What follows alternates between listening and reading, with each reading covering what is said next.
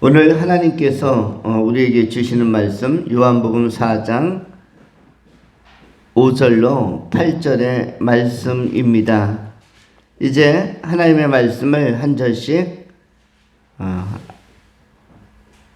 봉독하겠습니다. 사마리아에 있는 수가라는 동네에 이르시니 야곱이 그 아들 요셉에게 준 땅이 가깝고 거기 또 야곱의 우물이 있더라.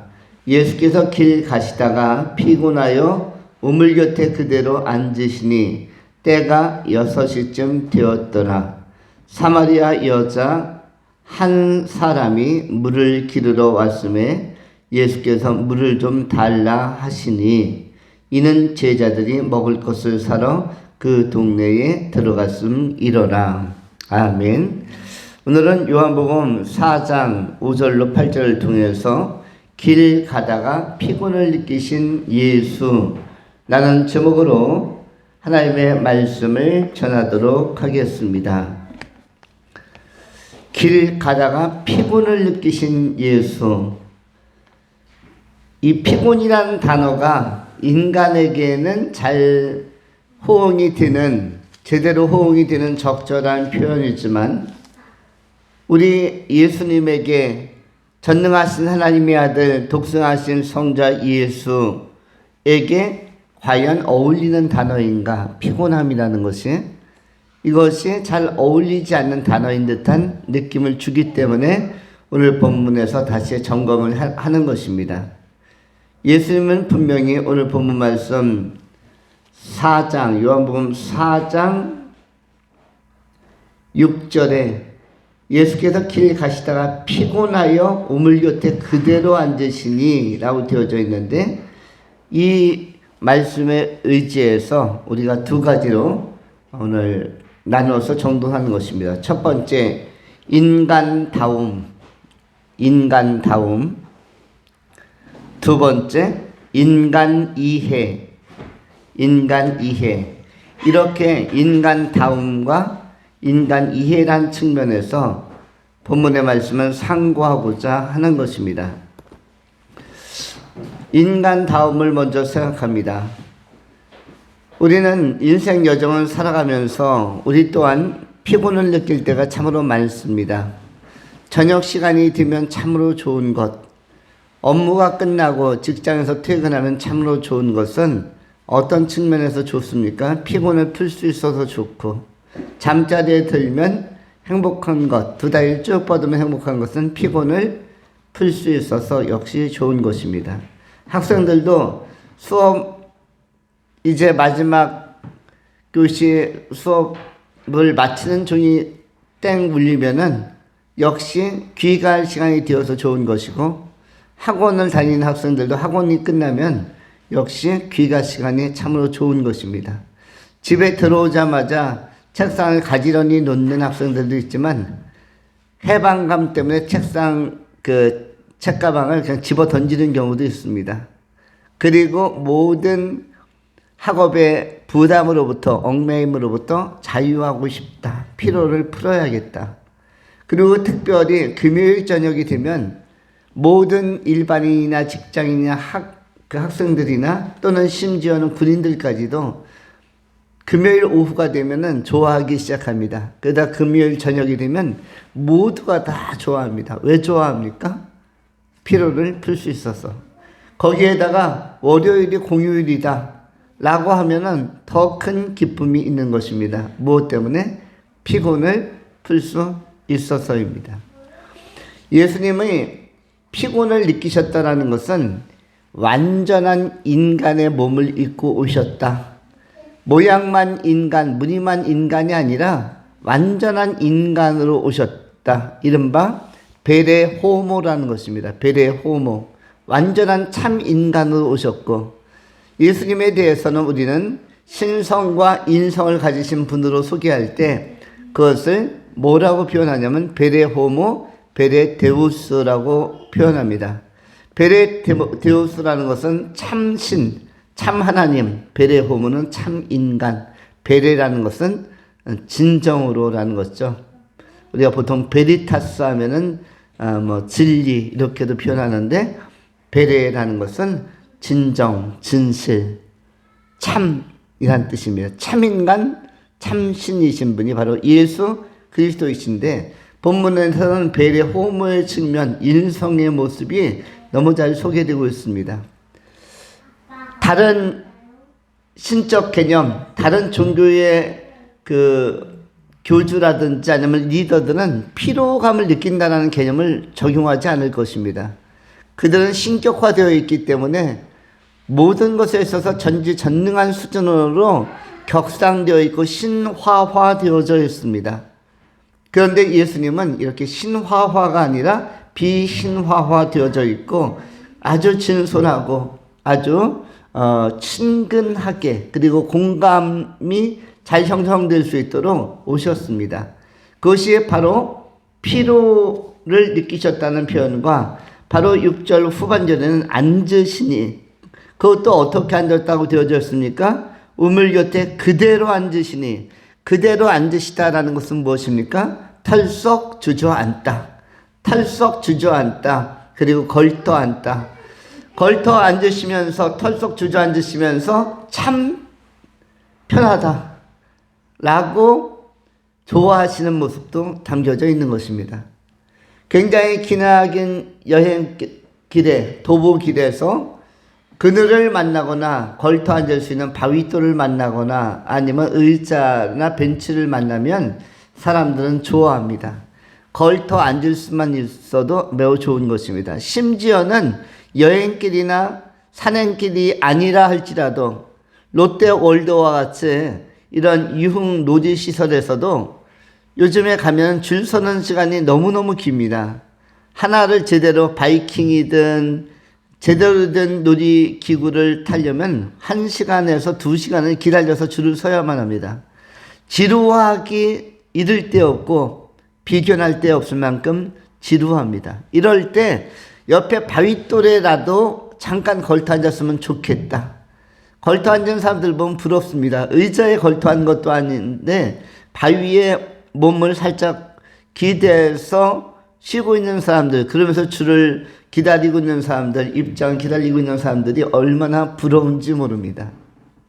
이와 같이 예수님에게 있어서도 피로감이 극도로 극한적이었기 때문에 바로 그대로 앉으셨다는 것은 굉장히 빠른 동작으로, 동시동작적으로 그냥 털썩 주저앉듯이 앉으셨다는 것을 의미하는 것입니다. 예수님이라면은 참 신이라는 것을 우리가 알고 있는데 오늘 본문에선 참 인간된 모습이 너무 잘 소개되고 있는 것입니다. 예수님은 또한 어떤 때는 배 고물에서 주무시기도 하였습니다.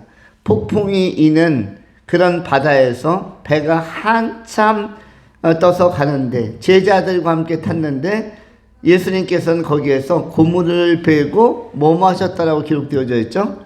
주무셨다. 예수님이 낮잠을 주무셨다? 예수님이 잠이 들었다?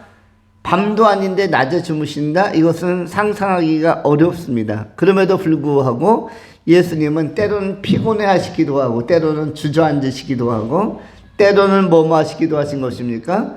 때로는 바로 낮잠을 주무시기도 한 것입니다.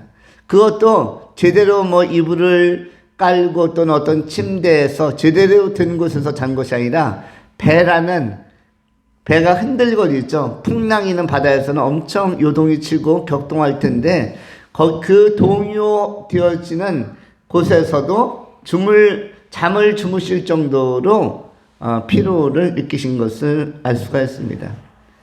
또 예수님은 다른 본문에는 십자가를 지는 것을 놓고 고민하며 기도할 때에 예수님께서 심히 고민하여 죽게 되었나이다. 고민이란 단어도 나오고 있고 또 예루살렘을 내려다보면서는 울면서 예수님의 눈물이라는 표현도 나오고 있습니다. 예수님께서 우시더라. 닭이 그 병아리를 모으려고 날개 안에 모으려고 얼마나 애를 썼는가. 그런데 이스라엘 백성들은 피리를 불어도 춤을 추지 아니하며 또 애국할 줄을 모르며 감각이 떨어져 있고 영적 분별력이 떨어져 있기 때문에 그 상태를 놓고 너무너무 마음이 아프다 하면서 회개하지 아니하고 돌이키지 않는 예루살렘을 바라보며 그 당시 유대인들과 바리새인들을 바라보면서 예수님께서는 우셨다라는 표현도 나와 있습니다.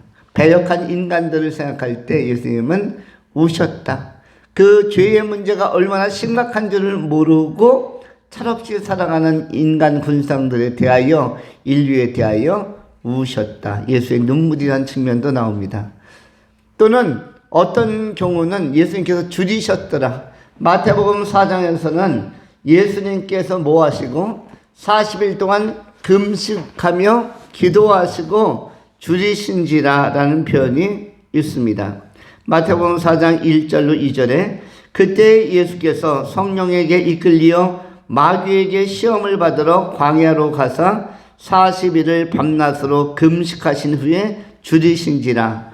이 본문에는 줄이신지라 배가 고프다, 허기를 느꼈다라고도 기록하고 있습니다. 이 모든 것들이 참 신이시며 세상 만유를 창조하시며 역사 전부터 선언적으로 계셨던 선자셨던 성자 예수에게는 잘 어울리지 않는 묘사들이고 서술들입니다. 그럼에도 불구하고 예수님은 이 땅에 오셨을 때는 완전한 인간다움을 가지고 오셨다는 것을 우리가 이해하는 것입니다. 그러면 왜 이렇게까지 철저하게 인간으로 오셨는가를 우리는 상고할 필요가 있습니다. 그것은 인간을 완전히 구원하기 위해서입니다. 우리가 인간다움을 이렇게 이해하고 나서 이제 두 번째 인간 이해라는 본론적인 말씀으로 들어가려고 합니다. 두 번째 생각하는 것은 바로 인간 이해입니다.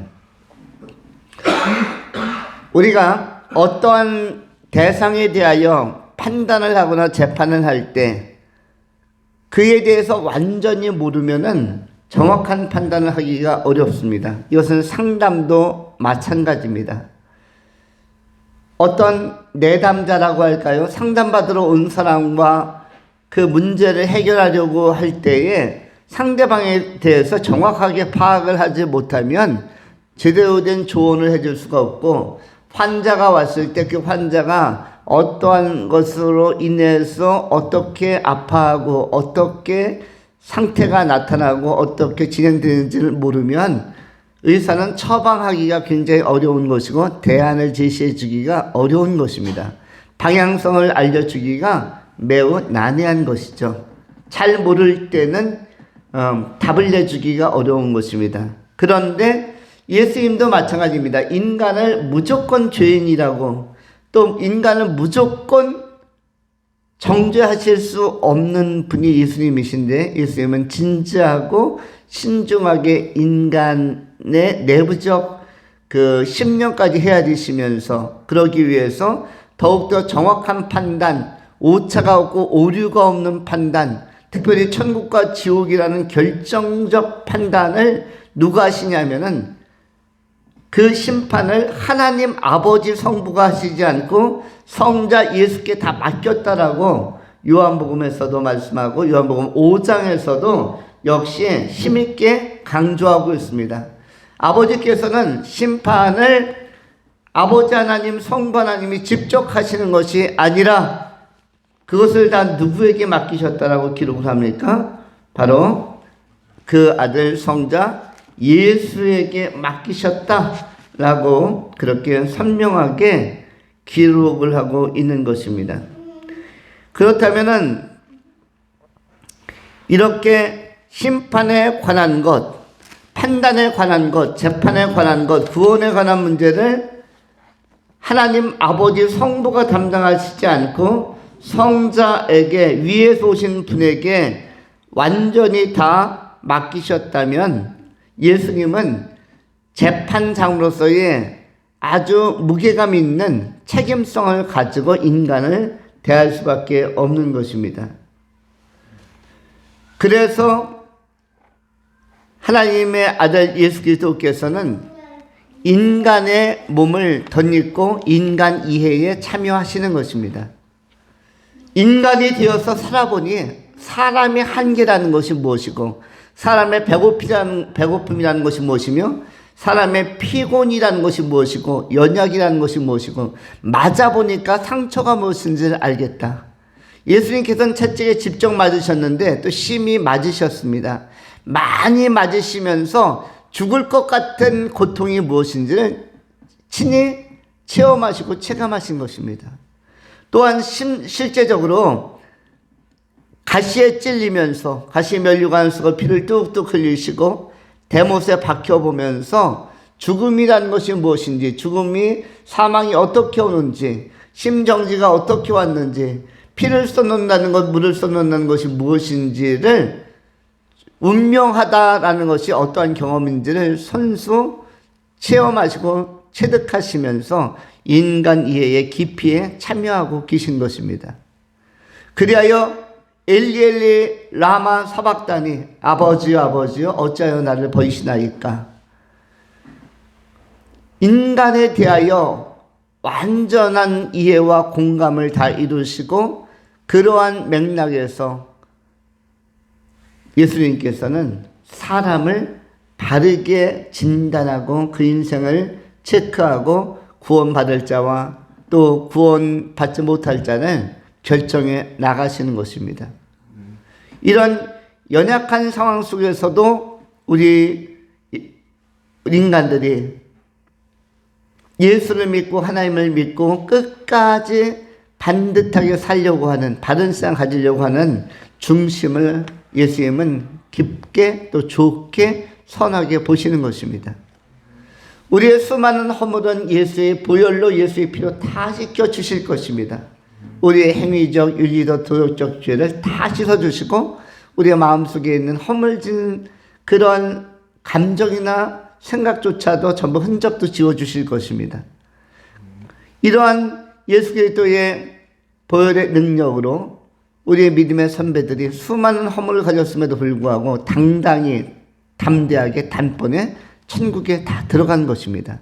모세가 그런 사람이요, 아브라함이 그런 사람이요, 야곱이 그런 사람이요, 다윗이 그런 사람, 바울이 그런 사람입니다. 우리도 이와 같은 맥락과 기준과 척도에서 근거하여 우리도 구원을 얻고 구원의 정당성을 확보하고 당당하게 천국에 들어갈 수가 있는 것입니다. 예수님께서 인간의 육체를 입고 오셨다는 것은 우리 연약한 인간, 죄 많은 인간에게는 굉장히 유리한 일입니다. 예수님께서 신성을 가지고 있었다면 우리의 한계를 도저히 이해도 하기 어려우셨을 것이며 용납하기가, 수용하기가 어려웠을 것입니다. 너희 인간들은 쇳덩어리지 하면서 바로 구원의 자리에서 배제하고 갈라놓고 그리고 인간들이 그 구원을 기대할 수 있는 그런 희망이나 가능성이 차단되었을지도 모릅니다. 그러나 예수님은 그러하지 아니하시고 말씀이 육신이 되어 이 땅에 오셔서 성육신하셔서 인간으로서의 삶을 아름답게 살아가신 것입니다. 예수님께서 인간의 몸을 입고 오셨다는 것이 너무나 우리에게는 행운이요 다행인 것입니다. 우리가 아파하고 우리가 고민하고 우리가 연약해하고 우리가 범죄하여 고뇌에 빠졌을 때, 우리가 실수했을 때, 과실과 또 우리 안에 많은 한계가 나타났을 때 예수님은 이것을 다 경험하셨고 예수님에게도 이러한 것에 대한 갈등이 있었기 때문에 십자가를 짊어지는 자리에서는 괴로워도 하시고 고민도 해보셨기 때문에 주님은 다 용납하시고 이해하시는 것입니다. 우리 주님께서, 예수님께서 이해 못할 인간이 없습니다. 우리 주님께서 받아들이지 못할 인간이 없는 것입니다. 이러한 맥락에, 이러한 차원에서 모든 인간에게는 희망이 있는 것이고 누구든지 주를 영접하는 사람, 예수 이름을 부르는 사람, 예수 그리스도를 구주로 고백하는 사람들에게는 언제나 구원의 기대 가능성이 활짝 개방되고 열려져 있는 것이며 구원의 길이 제시되어 있는 것입니다. 예수 그리스도 인간 다음으로 오셨고 그리고 인간 이해를 충분히 행하신 예수님을 우리가 마음속에 구주로 영접하고 예수님과 함께 임마누엘의 정신을 가지고 임마누엘의 영성을 가지고 올 한 해와 남은 생에 힘있게 달려가는 믿음의 신실한 종들, 예수 그리스도의 흔적을 가진 예수 그리스도의 스티그마를 가지고 예수님을 높이는 그리스도의 신실한 종들, 그리스도의 향기를 발산하는 그리스도의 군사들로 잘 쓰임받는 한 해가 될 수 있기를 축원합니다. 기도하겠습니다. 할렐루야. 자비하신 하나님, 좋으신 하나님의 아름다운 이름을 찬양합니다. 예수님께서 피곤을 느끼셨다, 또는 그대로 앉으셨다, 또 고민하셨다, 또 배에서 주무셨다라는 이 표현들, 또 우셨다라는 표현들을 우리가 상고하면서 예수님의 인간다움, 이러한 것들이 우리 인간을 이해하는데 큰 유익한 자료인 줄 알고 우리가 오히려 힘을 얻고 위로와 격려를 받습니다. 주님께서 우리를 이해하지 못할 영역이 없고 언제나 따뜻하게 헤아리시고 포용해 주시고 관용해 주시는 것을 인하여 감사함을 드립니다. 올 한 해도 주님 앞에 때로는 간절함으로, 때로는 간구함으로 기도하며 소통하며 주의 말씀 안에서 사귐을 갖게 하여 주시고, 때로 우리가 허물과 범과가 나타날 때 회개하면서 주님 앞에 빛 가운데로 참빛 되신 예수 안에 더 가까이 감으로 말미암아 온전한 구원에 이르는 그리스도 예수의 신실한 종들이 다 되게 하여 주시옵소서. 우리 구주 예수 그리스도 이름으로 축복하며 감사하며 기도하오나이다. 아멘.